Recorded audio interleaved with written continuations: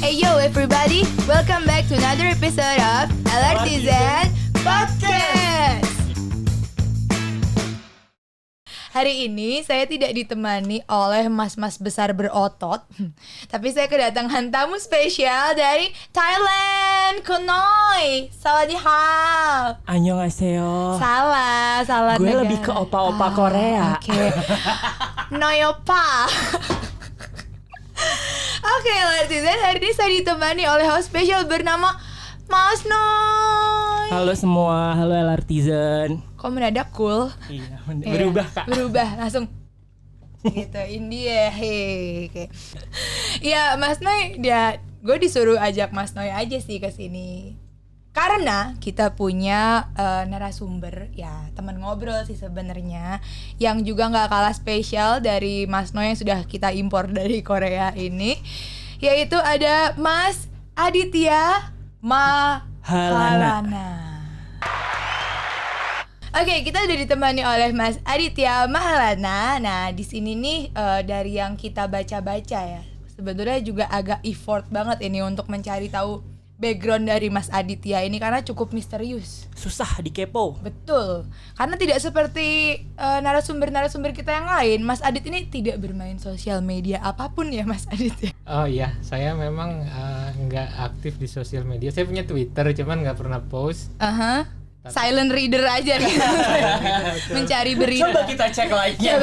Tapi sebenarnya WhatsApp itu kalau bisa dibilang sosial media ya paling saya aktif di WhatsApp. Oh, kita aktif banget kak di WhatsApp. Aktif banget. 247. Dan dari yang bisa kita kulik nih ya, Mas Adit ini punya beberapa hobi. Apa aja tuh Mas Noy? Kamu kan baca juga.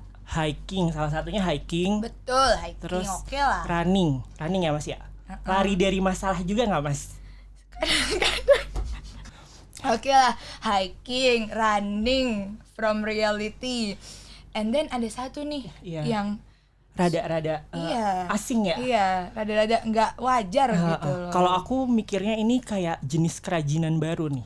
Jenis kerajinan ya. Karena kita baca itu namanya bushcraft. Iya. Bush itu kan semak-semak ya kan? Iya ya Mas ya. Iya, betul, semak. Jadi ini motong-motong semak-semak biar itu salah merajut satu kegiatannya. Oh, Jadi itu konsepnya itu bertahan hidup di alam bebas. Oke. Jadi untuk orang-orang yang punya kayak interest khusus gitu, yang dia mau nguji dirinya, gue udah capek kehidupan kota, gue mau narik diri dulu ke alam bebas dan bertahan hidup di alam bebas tanpa teknologi modern gitu. Jadi benar-benar ngandelin skill kita bertahan hidup, berburu, mencari makanan, Wow, menangkap api, ubur-ubur gitu ya. babi liar, Membuat coklat panas. seperti itu. Agak Mas buka kelas nggak? Tertarik untuk join. saya ingin Kalau skill lagi untuk ribut bertahan. bisa Iya, join. iya. Saya ingin skill untuk bertahan hidup di kantor. Enggak, kenapa akhirnya memilih bushcraft sebagai salah satu kegiatan untuk mengisi waktu luang gitu, dan karena kan ini not too familiar gitu ya untuk kita dengar. Ada komunitasnya atau kayak Ada sih untuk bushcraft isinya Indonesia. emas sendiri? Cuman justru saya nggak ikut komunitas, saya lebih suka gitu. jalan aja sendiri karena kan pengen fleksibel aja gitu. Kalau lagi moodnya mau jalan atau nge-bushcraft ya berangkat. Jadi Gitu. intinya dulu kan saya mulainya dari hiking, mountaineering. Terus Pasti cuman- dulu anak pecinta alam. Pastinya. Wah, Dari dulu gila sih, sampai yang sekarang wall tuh climb. masih sama stylenya. Cuman naik gunung kan capek, pegel-pegel. Iya benar-benar. Kalau nge-bushcraft kan kita cuman di punggungan aja paling, sedikit turun dari jalur, udah nge-camp aja di situ 2-3 hari. Jadi maksudnya tujuannya itu bukan kalau naik gunung kan ya udah sampai puncak terus turun gitu ya. Sampai puncak, Iya, selfie, buka bendera ya kan. posting sosial media terus turun. Tapi ini lebih ke yang ngetes diri sendiri, kontemplasi. Wah, Dan menarik. juga, Kontemplasi. Gua nggak tahu itu bahasa mana. Yuyur. Merenung. Oh, merenung.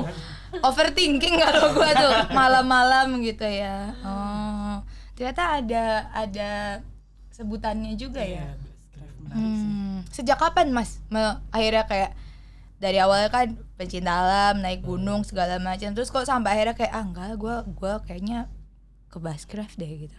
Ya setelah saya merasa capek naik gunung, enakan juga Gitu, faktor usia berarti. betul juga. Oh iya nih, Dengkul udah faktor makin usia nih. Salah pencet. tekanan di Oke. sendi-sendi juga kan makin tinggi gitu. Semakin kita menua, jadi udahlah yang ringan-ringan aja. Yang ringan. Dan juga biasanya kalau saya ada bikin konsep atau proposal, ya biasa nge-Buzzcraft aja, cuman bawa catatan, pensil sama kertas. Wow. Apa Terus yang coret-coret. dicatat itu Mas kalau boleh tahu? Ide kita apa ya, konsep project baru, terus kita ngumpulin ide, Brainstorming. Iya, tanpa iya, ada iya, iya. Alam. disrupsi teknologi yang apa, keluar dari benar-benar murni dari ide kita. Itu biasanya saya gitu. Susah sih Cak kita. Susah, iya, Kita sehari aja nggak buka HP, uring-uringan Iya Kak. bener. Kuota habis Iya. gimana ya gitu. Keren banget sih. Sekarang ngomongin mengenang masa kuliah dan pekerjaan, yang katanya kan banyak tuh yang ditekunin hingga saat ini. Nah, gimana sih sampai akhirnya Mas tuh bisa ambil master di luar negeri gitu, dan spesifik gitu kan, selama ini kan Mas mempelajari banyak hal gitu, terus langsung kayak Master of Science ya, betul ya? Kenapa akhirnya terus memilih itu gitu? Ya sebenarnya bukan saya yang milih ya, mungkin saya yang dipilih gitu oleh oleh takdir bahasanya. Hari ini. Jadi memang aktifnya dari komunitas pencinta alam, ke volunteer. Dulu ada namanya WWF. Jadi yang Oh, gue tahu Komunitas tuh yang yang ya. nggak panda-panda. Nah, iya. betul, konservasi. Iya betul. Lalu mereka juga ada satu campaign mengenai masalah pencemaran udara, iklim dan energi. Nah, saya dulu volunteer di situ. Mulai di situ merintis, bekerja di berbagai lembaga, kayak lembaga lokal, terus naik ke internasional, sampai akhirnya saya dapat satu kesempatan untuk meneruskan beasiswa master di Jerman gitu, dengan dukungan ya salah satu lembaga perwakilan dari Dari mananya belum? Dari mananya belum? dari Bavaria. Oke, Ya. keren banget ya Bun. ya. Harusnya lu menekuni lu naik gunung. Berkat naik gunung, iya. Gue kan S2 basket. Iya. Oh gitu. Jadi awalnya berawal dari hobi, kemudian menemukan komunitas, kemudian menentukan volunteer, dan ternyata no one knows rezekinya Ya, di situ betul, gitu betul. ya. Intinya yang penting Oke. konsisten. Kalau kita konsisten di satu topik dan kita benar-benar fokus dan mendedikasikan ya semua best effort kita, ya kita bisa naik ke atas gitu dan mencapai yang kita mau. Keren. Inspiratif. Gue kasih tepuk tangan. Nah, kalau untuk saat ini kan nih Mas Adit ada di ICCT ya, kalau Iya. kita ketahui sekarang. Nah, SCCT itu apa? Lartijan kasih tahu dulu. gue takut salah jadi gue baca ya. The International Council of Clean Transportation. Betul. Bener ya Mas ya? Iya. Ya. Kalau misalnya LRTizen mau tahu lebih banyak bisa cek websitenya ya teman-teman. Ada. Wah, Ada. Anda melakukan riset ternyata. Belajar Keren. dulu Kak. Iya, websitenya ada di sini. Iya, silakan Nanti di sini. silahkan ya, Mas Mades yang cari sendiri. Oke. Nah, kalau penasaran nih, kalau visi misi ICCT sendiri itu seperti apa sih Mas? Jadi kalau ICCT itu adalah sebuah lembaga non-profit yang berbasis di Washington DC, Amerika Serikat. Jadi kita punya beberapa kantor di Washington DC, San Francisco, Beijing, India. Wow.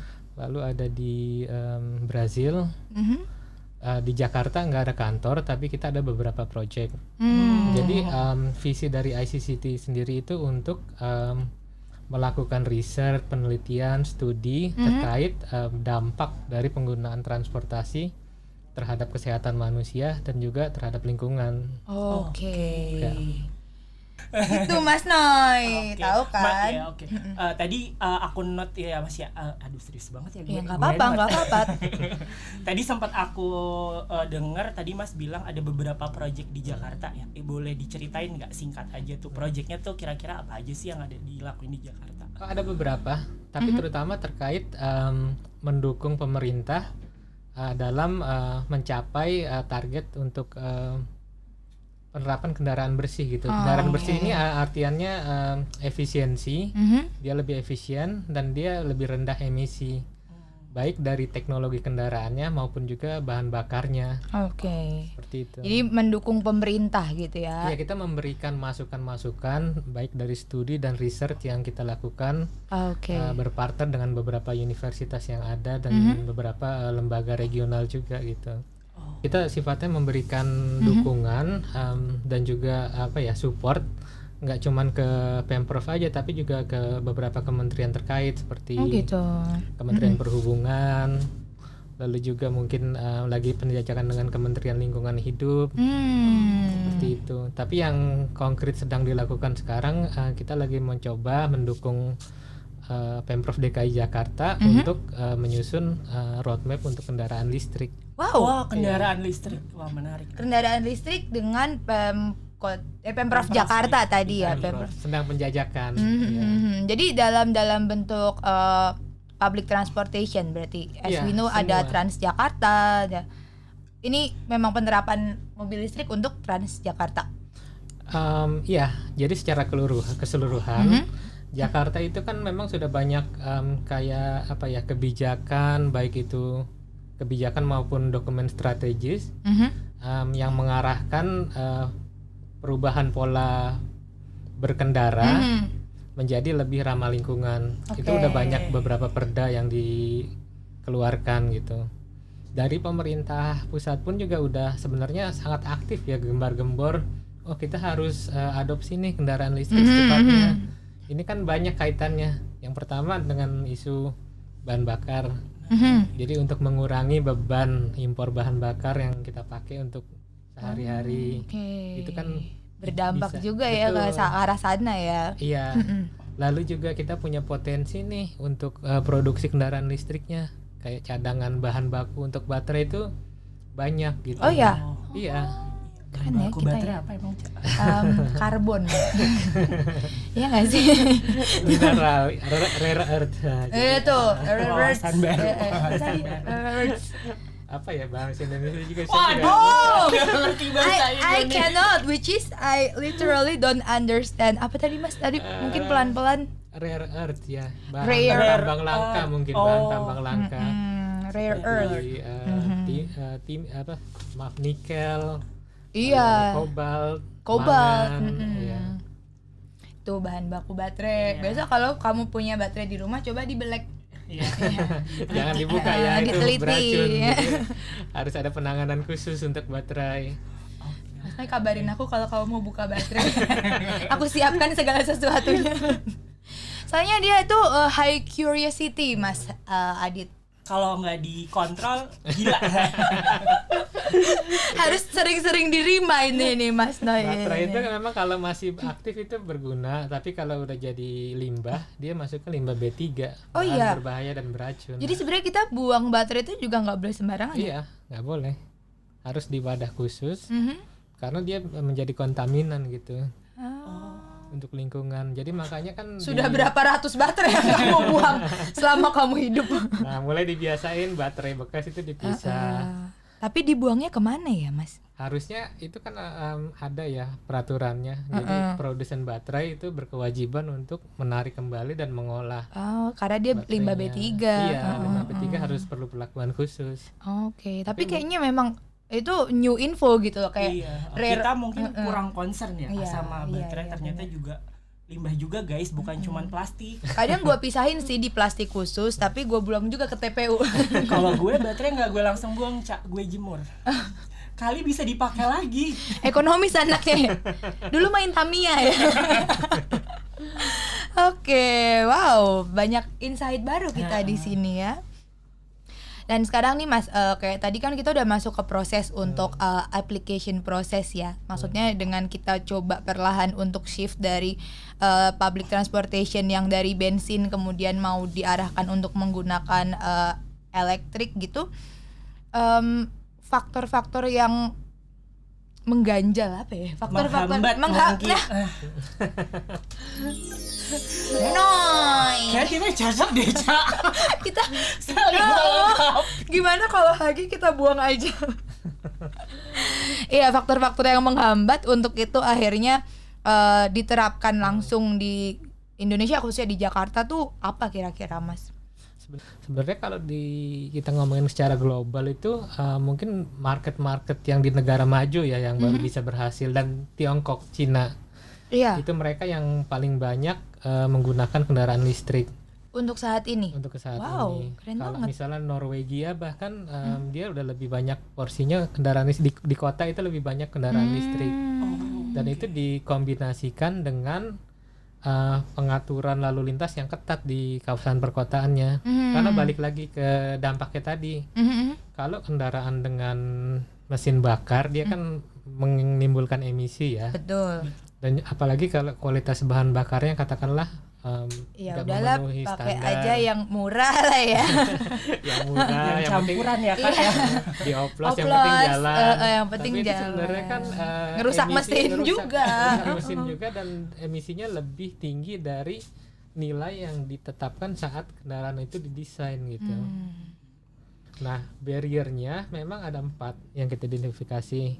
Yang pertama, ketersediaan modelnya nggak banyak kan kendaraan listrik. Betul, Iya, betul, model betul. pilihannya itu Dan aja, Pak. iya, dan market otomotif kan mostly kan memang mereka menjual tampilan ya, Betul. menjual desain. Kadang mesin sama, cuman facelift orang bisa lebih condong ke sana gitu ya. Oke, satu pilihan desain ya. Desain. Yang kedua, cost. Itu harganya 3 kali lipat dari normal mobil yang budget masyarakat Indonesia beli gitu. Oh gitu. Jadi 3 kali lebih mahal. Investasi di awalnya lebih besar Iya, berarti ya. Upfront cost-nya besar. Yang ketiga itu infrastrukturnya. Jadi kita bisa misalnya ngecas di rumah nih full. Terus dia range-nya dalam 1 kali charge misalnya 300 km. Nah, kalau habis di jalan gimana? Iya, Kan iya, itu iya. perlu itu stasiun bener. pengisian Kalau gitu. kita Nggak bisa kalau di- kita punya mobil listrik, apa meteran listrik kita nggak boleh token, Cak. Nggak boleh. Kalau nggak bunyi terus langsung mati, Kak. Sekali ngisi pip pip pip pip pip, pip. Oh, subsidi.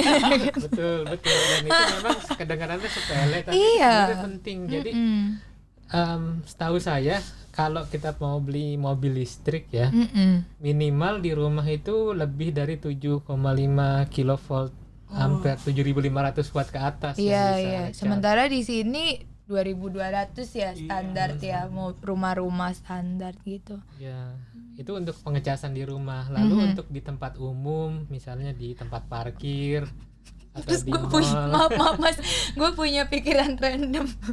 Orang-orang langsung ngecas dari gardu listrik. Bisa jadi loh Yang itu. ada di pikiran gue, Cak, beda. Apa? Cas mobil dipakai buat ngecas HP. Sulit ya bun, iya. Ya itu satu ya. Jadi emang satu, penerapan infrastruktur kapasitas listriknya aja pun beda gitu ya. Benar. Jadi memang sebenarnya susah juga diproduksi secara global ya mobil listrik ini. Dia butuh satu adjustment terhadap satu negara dengan negara lainnya kan. Maksudnya mungkin dengan listrik minimal 7.500 watt itu bisa capable di negara di States mungkin bisa gitu ya. Cuman di Indonesia ketika mayoritas pakai berapa harus kapasitas mesinnya yang lebih kecil atau gimana gitu mungkin ya. Kalau itu sih sebenarnya udah ada aturannya ya dari Kementerian ESDM itu udah bikin semacam peraturan menteri SDM permen terkait stasiun pengisian kendaraan listrik. SPKLU. Jadi itu memang sudah diatur dan PLN itu memang sudah diberikan tugas dan mandat Untuk mendukung mengatur, percepatan untuk itu mendukung, juga ya. Ya. Jadi mungkin salah satunya yang PLN kan menawarkan upgrade listrik gratis nih kalau untuk masyarakat yang mau beli mobil listrik atau motor listrik bahkan. Oh gitu. Iya, mereka menawarkan diskon Otopet tambah listrik. daya. Udah ada. Iya, dapat nggak upgrade? Nggak ya. Kalau itu sih mungkin nggak terlalu banyak. Pakai power bank. Bawa otopet, bawa power bank kemana-mana. Iya. Mbak Ica tadi benar bilang kalau ngecas di gardu kurang lebih bisa dibilang itu yang dibutuhkan karena untuk ada 2 mode kan dia pengecasan. Let me appreciate myself because of my brilliant thought. Ya. Yes. Ya lanjut Mas. Jadi dia Pinter bisa- kan saya ya. Kreatif gitu pertanyaannya. Dia bisa slow charging di rumah yang overnight, jadi malam di charge, pagi mungkin udah siap kendaraannya dipakai. Lalu ada yang fast charging. Nah kalau fast charging itu kayak apa ya, quick charge gitu.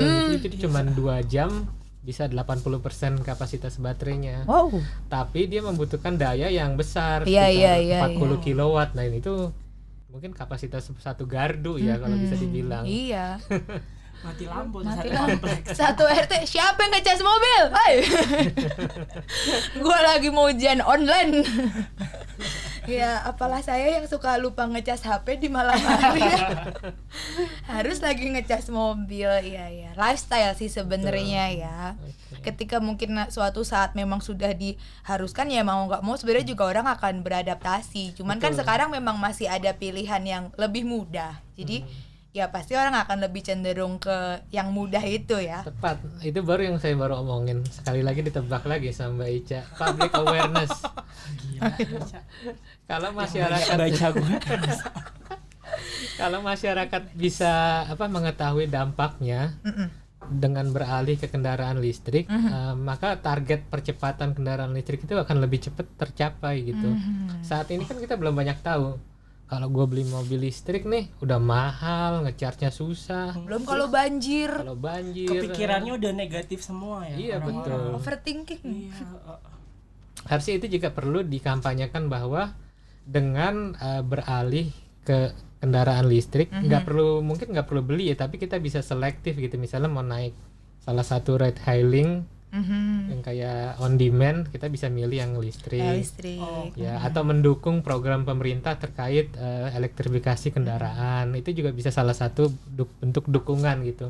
Intinya public awareness. Iya, berarti education is the key dulu kan. Pertama ya, campaign, educate people. Kenapa you should choose electricity over of yang fuel based gitu kan. Betul. Iya. Dan memang kalau dilihat investasinya tuh investasi awalnya tinggi. Betul. Jadi Dan juga harus didukung dari berbagai stakeholder gitu. Mungkin maksudnya ini biasa ya, otak random gua berjalan gitu kan. Mungkin tadi PLN sudah menawarkan ya kayak upgrade listrik gratis untuk yang mau pakai mobil elektrik. Mungkin dari sisi kepolisian juga mungkin yang pajak mobil listriknya lebih rendah. Jadi memang orang-orang tuh di-push untuk punya mindset bahwa mobil listrik itu tuh investasi jangka panjang gitu. Emang besar di awal tapi banyak kemudahan yang ditawarkan dan didukung sama pemerintah gitu mungkin ya. betul, dan Itu itu sama emang fungsi sudah. ICCI ya Mas ya, yang tadi ICCT. Oh, Allahu Akbar. Pulang aja kamu. ICCT, maaf. Ya. Bagus. Ya, itu salah satu yang kita coba terus bermitra dengan Ngamuk. pemerintah. Iya, maaf.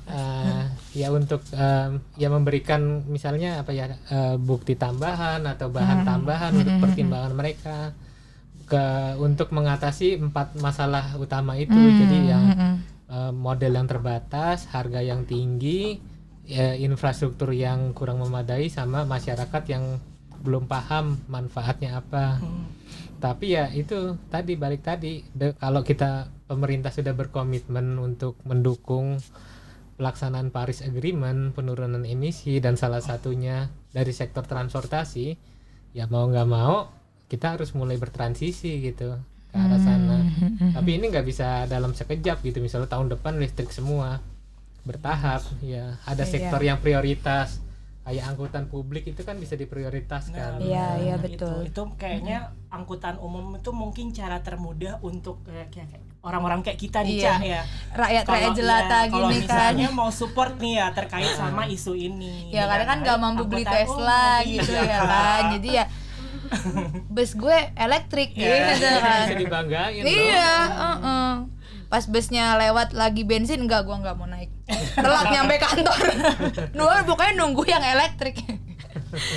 Gitu. Cara termudah emang dengan ya misalnya cara kita support terkait isu ini yaitu dengan ini ya kita naik kendaraan umum lah ya, bisa Betul. jadi salah satu pilihan. Betul, dan juga bisa mempengaruhi rekan-rekan kita gitu yang tadinya Jadi influenza gitu ya. jadi influencer. Oke, kita lanjutkan ke pertanyaan selanjutnya. Oke nih Mas. Kamu aja yang pilih ya. Oke. Nah ini salah satunya untuk ini ya mendukung tadi isu terkait climate change, polusi. Salah satunya kan tadi yang disampaikan sama Mas Adit itu kan terkait sama kendaraan listrik. Kalau sekarang tuh kan lagi tren nih, secara development itu ada yang kita kenal itu ada smart city, kita tuh kenal ada smart home, yang semuanya itu kan Smartphone, kayak smart friend, nggak secara Iya. concernnya itu kan mereka udah digital. Itu bisa jadi salah satu solusi gak untuk misalnya menangani isu ini? Oh iya bisa banget, justru itu underlying principle-nya gitu sekarang kan kita udah ada di Fourth Industrial Revolution ya. 4.0. Industri 4.0 itu kan sudah otomasi, jadi nggak lagi produksi mengandalkan tenaga manusia, tapi bagaimana mesin bisa berkomunikasi dengan mesin untuk produksi ya. Itu mungkin salah satu backbone-nya gitu di ke depan. Jadi dengan mengandalkan tren elektrifikasi, new mobility, new mobility kan sebenarnya yang online sekarang itu kita itu kan nggak terbayangkan. Gitu Iya betul. Iya. Several years ago kita nggak bisa nyangka kita bisa ketemu orang hanya dengan lewat chat gitu. Dulu zaman masih pakai pager ya Mas. Ya telepon umum. Iya, pakai telepon koin. Iya, telepon koin. Terus Iya. pip pagerku berbunyi gitu. Dan kita itu nggak bisa ngelarang orang nggak boleh beli mobil, nggak boleh beli motor. Iya. Itu hak asasi dan itu industri yang sangat penting juga untuk Indonesia, itu Iya. padat karya kan.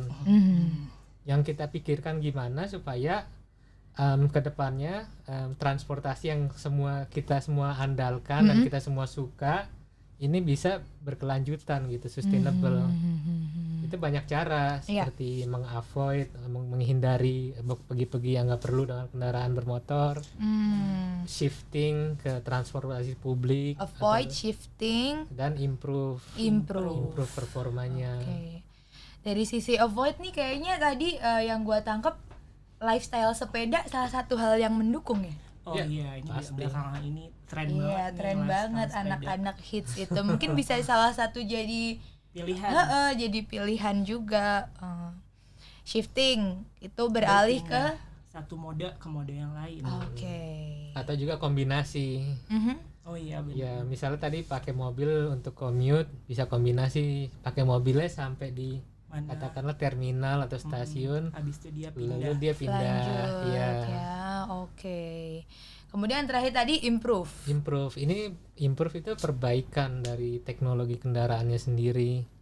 Jadi gimana kendaraannya emisinya bisa lebih bersih, bahkan nol. Yang kendaraan listrik kan emisinya nol. Lalu juga gimana kalau misalnya kendaraannya masih bahan bakar konvensional, bensin atau solar, itu kualitasnya bisa lebih baik juga gitu. Oke. Sehingga dampak negatifnya bisa direduksi. Ini bisa jadi tips nih buat teman-teman yang kayak yuk kita bisa jadi Bisa ada bagian kameranya, ayo.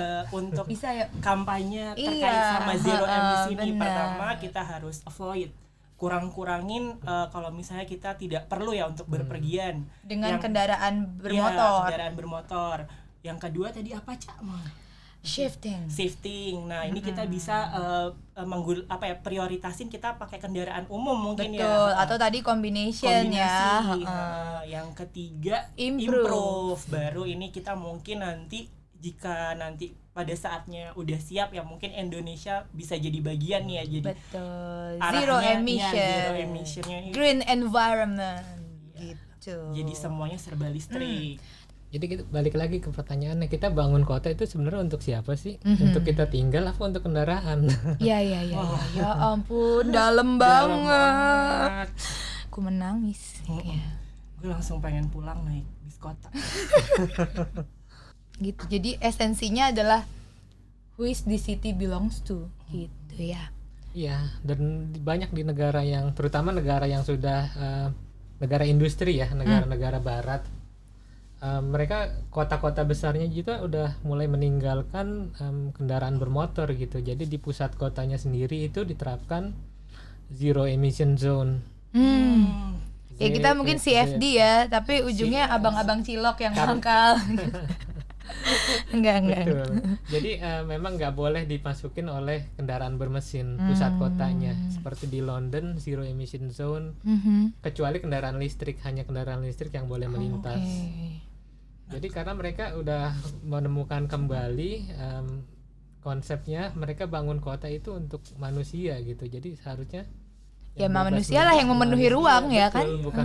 Bukan mobil gitu iya. kan. Sebel juga ya kita menikmatin. Gak bisa enjoy the space kan jadinya kan. Iya. Oke, kita langsung ke pesan-pesan aja ya Mas ya. Kira-kira nih dari the whole conversation itu kayak keren banget gitu loh misi dari ICCT ini sendiri. If we can deal with this, if we can keep this sustain ya, in the future tuh banyak banget benefit yang bisa kita dapetin gitu ya. Satu, kita turut mendukung memprevent global warming untuk menjadi semakin parah. Kemudian juga kita yang akan menikmati sendiri bahwa akhirnya this earth, this city is belong to us gitu loh. Ya, we should enjoy the space gitu kan. The fresh air gitu kan. Anjay, keren banget gitu. Gak usah kebanyakan tepuk tangannya. Nah mungkin untuk LRTzen semua nih Mas yang tadi sudah menyimak pembicaraan kita, kira-kira dari sisi LRTzen sendiri, hal kecil apa yang bisa dilakukan LRTzen dari dirinya sendiri? Bisa Mas Adit memberikan pesan-pesan kepada LRTzen? Sebenarnya kita harus mulai dengan hal yang paling sederhana mungkin gitu ya. Dengan tidak melakukan perjalanan yang nggak perlu, itu turut berkontribusi. Mas Noe, main mulu lu.